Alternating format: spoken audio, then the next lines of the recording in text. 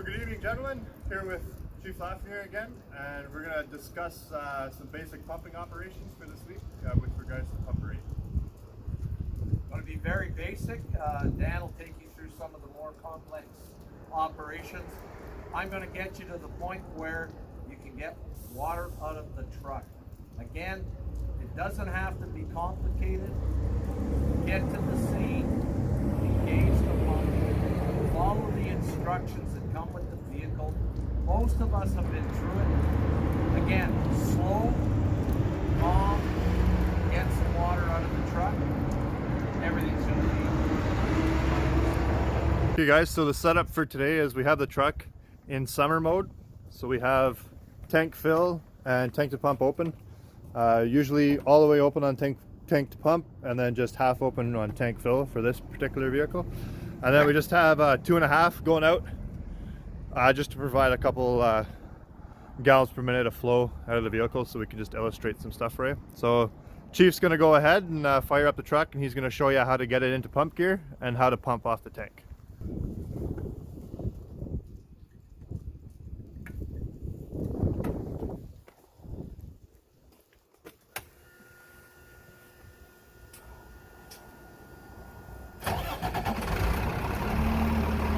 Again, everything is simple enough. When you're in the vehicle, we're on our way to the fire. We're arriving on the fire.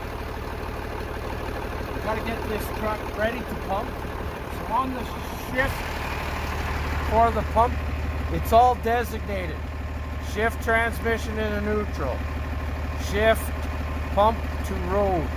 So it's in road position now.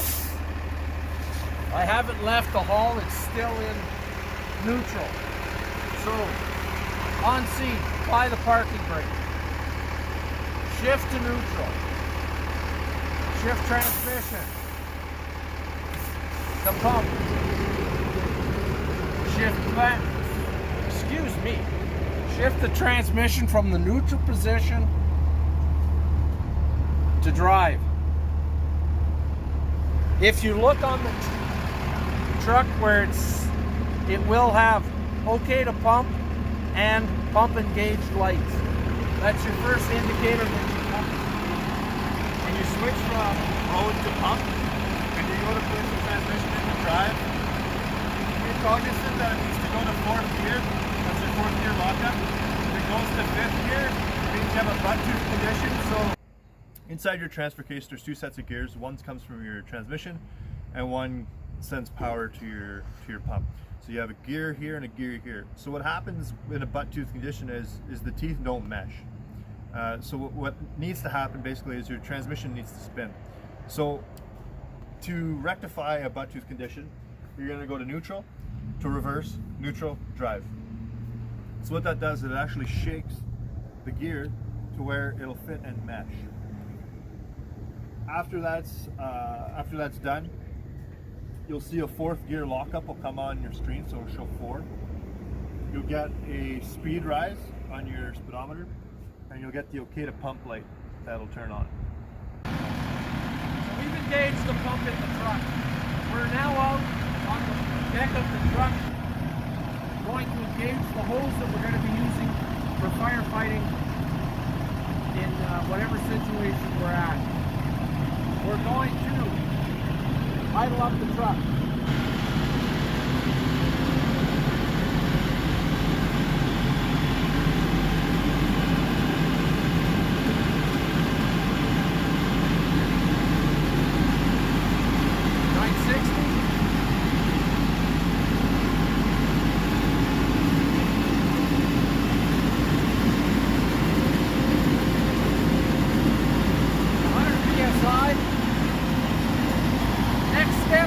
Identify the hose line that has left the truck. In this case, we have left front.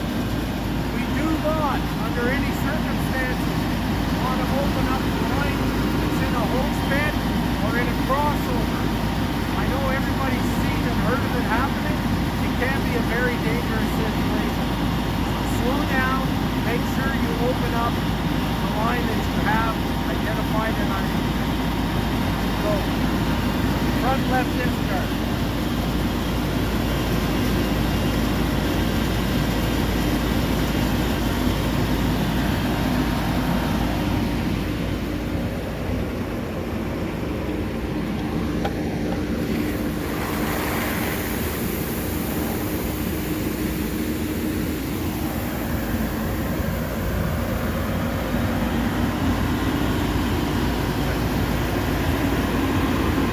one thing to note, guys, is we started off at 100 psi, and when we opened our line it dropped down. So now so in order to get more pressure out of the line, we could open up our left front discharge valve, just pull that open a little bit more, or we can increase our RPMs on the truck.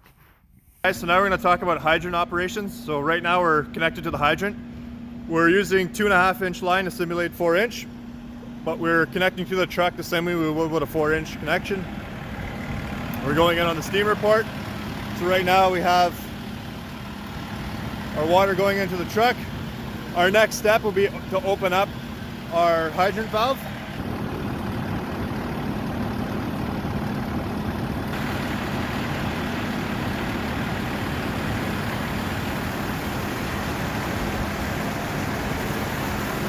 So right now we're supplying via the hydrant, obviously dumping a large amount of water on the ground because we're not pumping very much. So now we're going to transition from tank to hydrant. We're going to go ahead and we're going to close our tank fill. And we're going to lock that lever down. We're going to go ahead and close our tank to pump, gate that back, and we're going to open up our discharge line, start flowing water.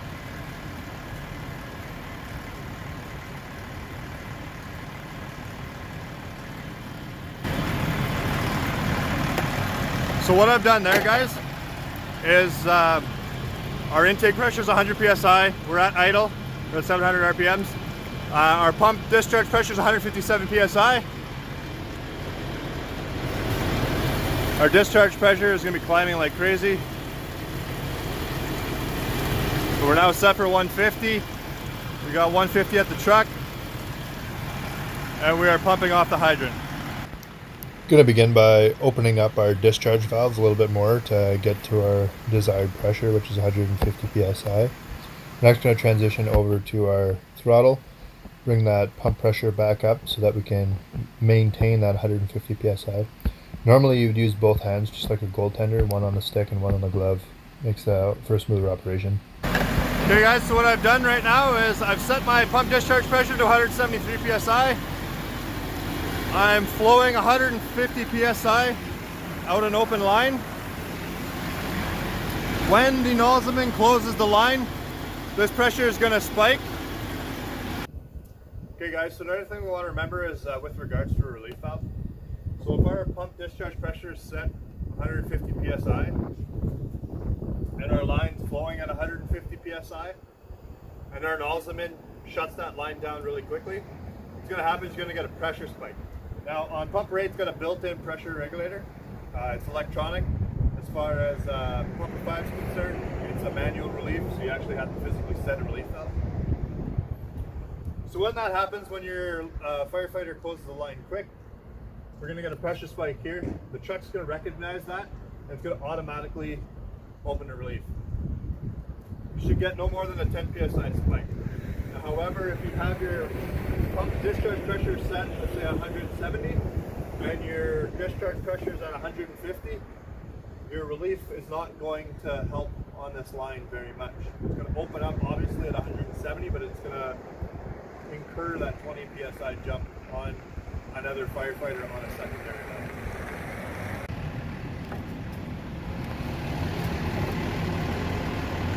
Again, guys, when we're doing stuff, be aware of hose condition. If you see that, that's a potential hazard for us in a fire scene operating, and that bursts. It impacts pedestrians, potential onlookers. Certainly it's going to impact our ability to fight a fire.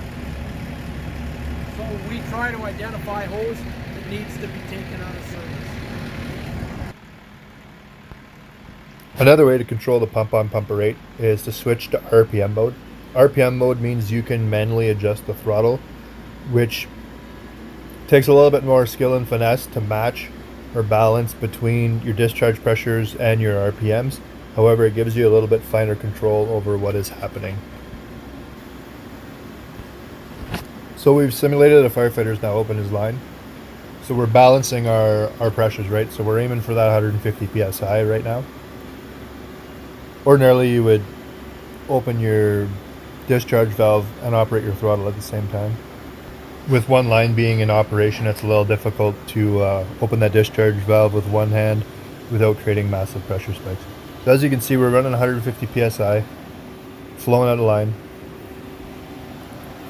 Our truck's PDP is 153, we're at 1380 RPMs, and everything's working perfectly.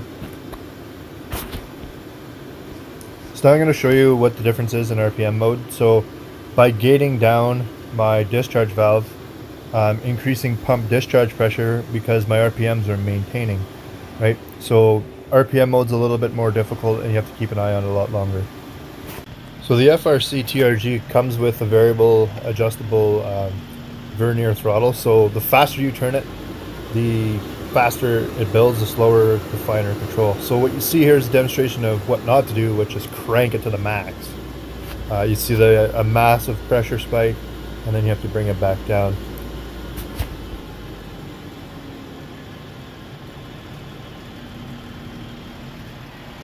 So in this instance here, we're going to turn the knob slowly to get a finer control. So ultimately we'll have to do more revolutions of the throttle control knob.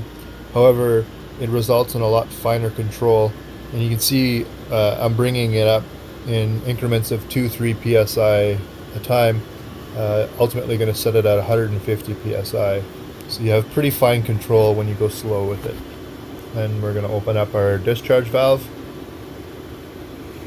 Ordinarily, I would have my other hand on the throttle just to balance the pressures out, but obviously in this case I'm unable to do that. But we're still maintaining our 150 psi. We're flowing 100 psi out the line, and when we're reducing pressure RPM on the pump, we want to go slowly, and then under 1,000 you can then hit the idle switch. Okay guys, so operations are shut down right now. Attack crews are on rehab. So we're going to be doing what's called pumper circulation. So we're at idle, and we have our tank filled, tank to pump pulled out. If you leave this for any period of time, always come up to the steamer port and just put your back of your hand on it. If it's ever warm, start discharging water, and then that'll just cool your pump down. When connected to a hydrant. Okay, so we've arrived on scene. Again, we're going to be pumping water. So we follow the instructions. Shift and pump.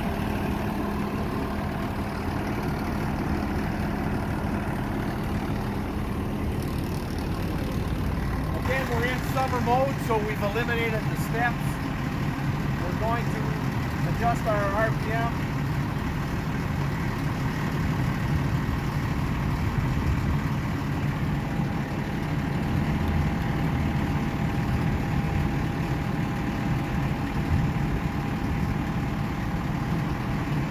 Again, we can't adjust the RPM pressure.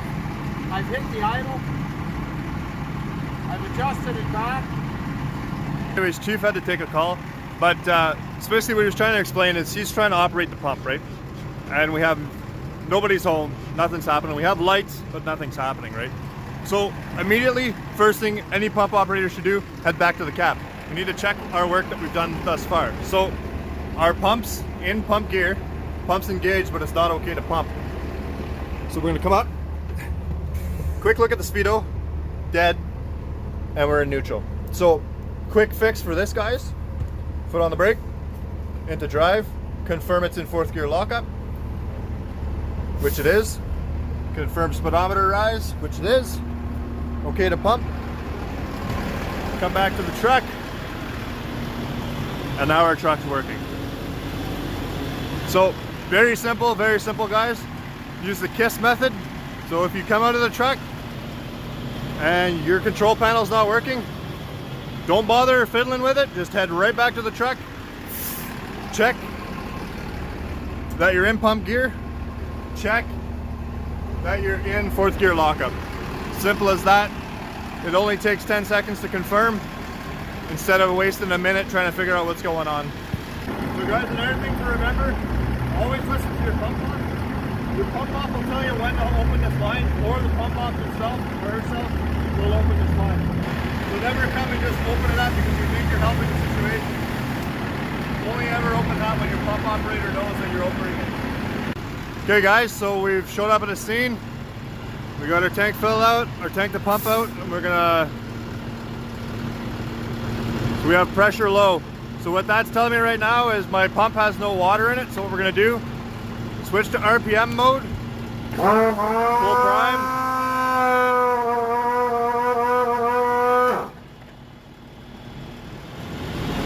And now I have pressure back. If I wanna go back to pressure mode, hold pressure mode for 3 seconds. Flashes, there's no change in pressure, and now I can go back and bring it up as I'd like. I can also switch back to RPM mode. Again, no change in pressure.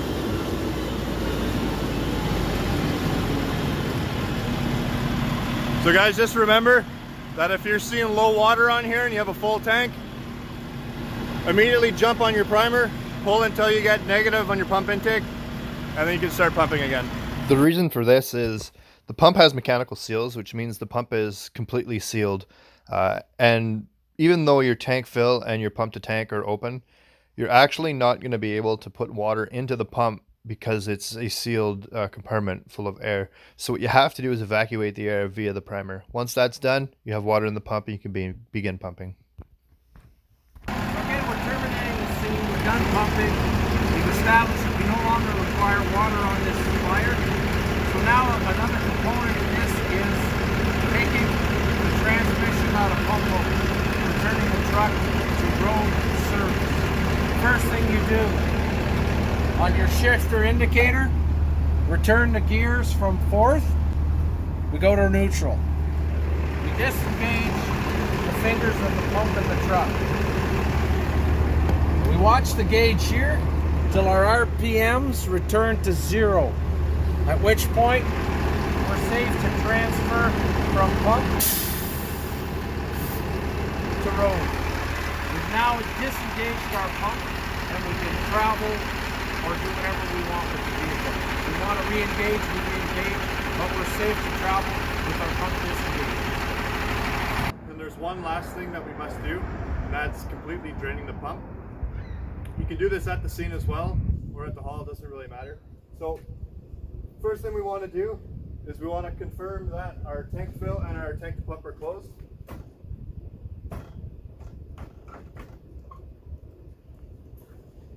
Next thing we want to do is we're going to start opening our drain valves, and then we're going to start uncapping everything.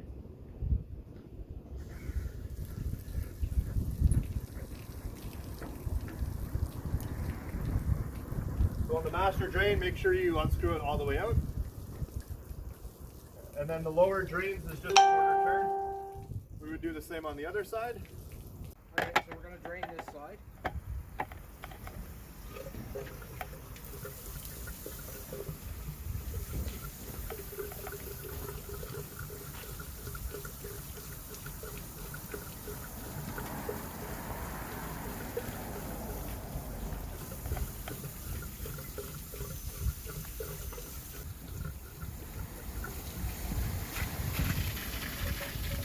There we go.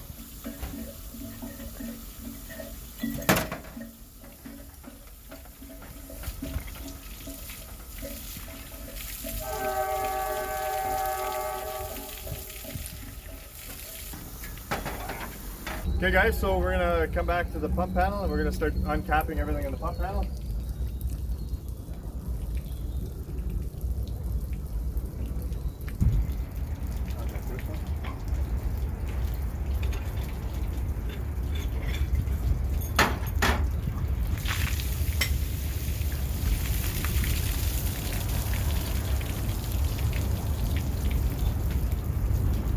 So now after that's done, we're going to cycle all the valves. So we're going to go in and out twice. That not only lubricates them, but also frees up any debris and flushes out the valves for any remaining water left.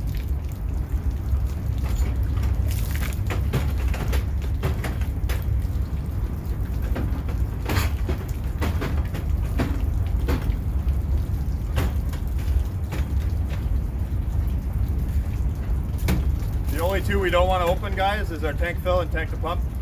If we open them, you'll know right away because we'll have water coming out the intake ports. If we had a dead blow on this truck, we would take the steamer cap off the port as well and drain that out. So the next thing we're gonna do, guys, is once all the water's drained out of the pump, is we're gonna put all the caps back on and we're gonna close all the drain valves. I always leave my master drain for the last one to close. That just gets all the remaining water out of the pump, any debris. So we'll go ahead and we'll do that.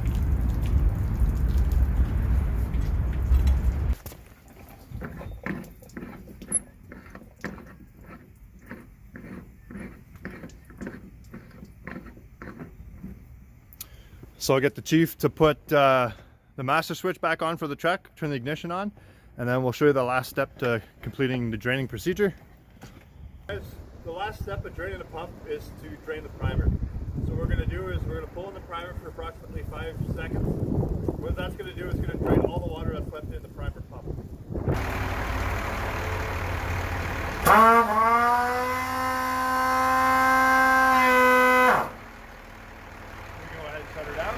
So by doing that, guys, what we've done, the whole procedure of draining the pump is twofold.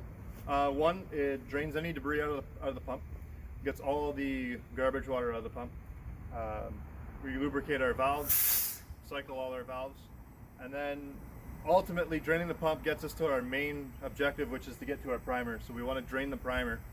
So the reason why we want to drain the primer is because when you're operating the primer, it has veins that come out when you spin the primer motor.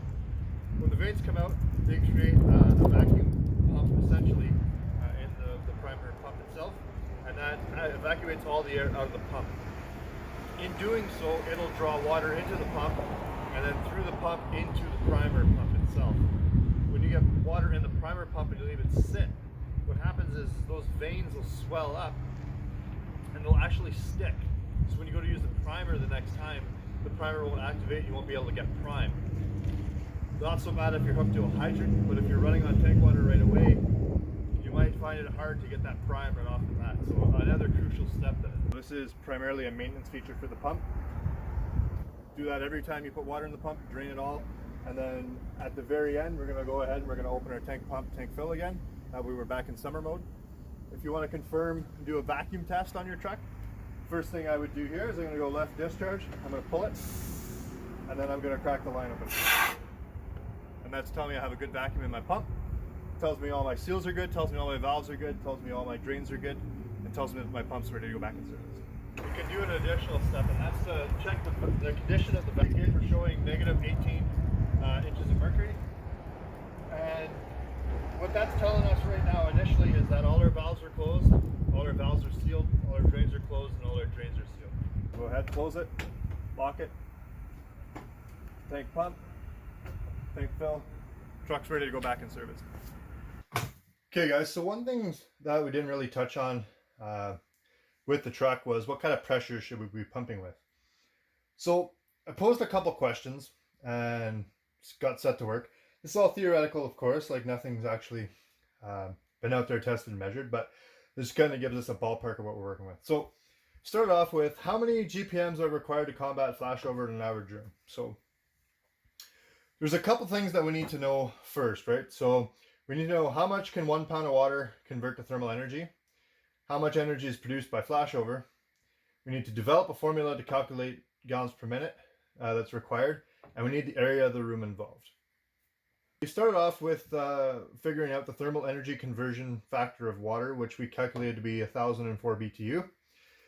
Then we went on and we figured out the thermal energy conversion of a gallon of water, which was 8,389.76 BTUs a gallon. So that's our baseline number that we're looking for, right? So now we need to figure out how much energy is produced by flashover. So flashover is heat release rate times the area squared. So we did the calculation and we came up with 6,339.65 BTUs per square foot a minute times the area squared. Okay, so those are just gibberish numbers. They don't mean a thing for us right now. So we need to put it into a formula that actually makes sense for us. So the formula I came up with was gallons per minute equals flashover average energy versus the thermal energy of water per gallon. So we plug the numbers in, we put 6,339 BTUs foot squared per minute times the area squared, divide by 8,389 BTUs per gallon. We do the breakdown, and we basically figured out, after plugging in all those numbers, that each gallon per minute is equal to 0.7556 gallons per foot per minute times the area squared. So next thing we got to figure out is how big is the fire room. So we took 15 by 20, just an average size room, 300 square feet. So we plug those numbers in. So we take our gallons per minute per foot, and we multiply it by 300. And what we get out the end is it's required to have 226.68 gallons per minute, American. We do the conversion. So it comes down to 188.75 Canadian gallons a minute to combat a fire in a 300 square foot room that's gone to flashover. Okay, so again, that's just a generic number. What does it actually mean? So we have to figure out what attack package can combat this fire, right? So a typical 1 3/4, 1.5 inch will flow 125 to 150 gallons per minute. That's not going to work, right? So we're 30 gallons short. We're just going to be burning our water. So we either need 2 1.5 inches, 1 3/4, or we need 1 2.5. So I picked a 2.5. So the question is, what pump pressure would be required to fight this fire with one attack line? Okay, so sub questions. What attack package do we have to combat this? So that's the 2.5 by 200 foot attack line. What friction loss does this package have? And what pump discharge pressure is required? So answer number one is we have a 2.5 foot by 200 foot attack line flowing 250 gallons per minute. Cool. So this number is greater than that number, which means that we can effectively fight this fire theoretically. So two, we got to do our friction loss. So here's the friction loss equation, and we plug all our numbers in, and we get a friction loss of 25 psi for this hand line flowing 250 GPM. So we come up to pump discharge pressure. So we have another formula for that. So PDP equals friction loss plus appliance loss plus elevation loss plus nozzle pressure. Okay, so we don't have any appliances in this line because it's direct connect from the pump, 200 feet of line. There's no elevation because we're assuming it's a single floor fire with little to no elevation. So we plug in 0 psi for both of those. Our nozzle pressure set by the manufacturer, it's 100 psi for a 250 gallon per minute nozzle. So we plug all these numbers in and we end up with 125 psi. So what does that mean? So that means that our truck needs to pump at 125 psi to supply 100 psi of tip pressure at the firefighter to give him 250 gallons a minute of water for him to effectively combat a fully involved room. So if we underpump this line, we give him less gallons a minute. Less gallons a minute means we don't hit the required gallons per minute to fight the fire, which means he's sitting in that hot environment, getting heated and heated and heated. The fire's building and building and building, and we're not actually affecting a proper fire attack. So these PDPs are super critical for one on the fire ground. So we can ask another question. So if we have to pump 2 1 3/4 lines to get our 300 gallons per minute, which we can combat the fire, what discharge pressure is required for each line? So we've calculated, it comes up to 148 psi. Okay guys, so now we're going to do a calculation of 1 3/4 just real quick. So we got our equation here. So our coefficient of friction for 1 3/4 line is 10. We're flowing 150 gallons per minute. That's set by our nozzles. We're flowing a 200 foot pre-connect. So we're going to go friction loss is equal to 10 150 by 100 squared times 200 divided by 100. Okay. So then that's going to equal 10 2.25 times 2. And then that's going to equal 22.50 times 2, which is equal 45 psi. So right off the bat, guys, we figured out real quick that our pre-connect package on pumper 8 has a 45 psi friction loss. That means if we pump at 100 psi PDP, we're actually going to have negative 45 psi on that. We're going to have 45 psi less at the tip of that line. So in actuality, what we're going to have is we're going to have 55 psi of nozzle pressure. A 55 psi nozzle pressure on 150 GPM is actually equal to 75 GPM of flow. So you can see that this slight difference in pressures, right, is going to dramatically decrease the amount of amount of flow we're going to have at the end of the line. So if we plug that 45 psi back into here, so 45, 0, 0, 100, that'll equal 145 psi. So remember, guys, when you're pumping, don't set the truck to 100. You got to set it for the attack package that you're going with. There's a chart in the compartment. All these calculations are already done for you, so you just got to pick the line and the pressures. So if it's 1 3/4, what we have on the truck, 145, 148 psi, go to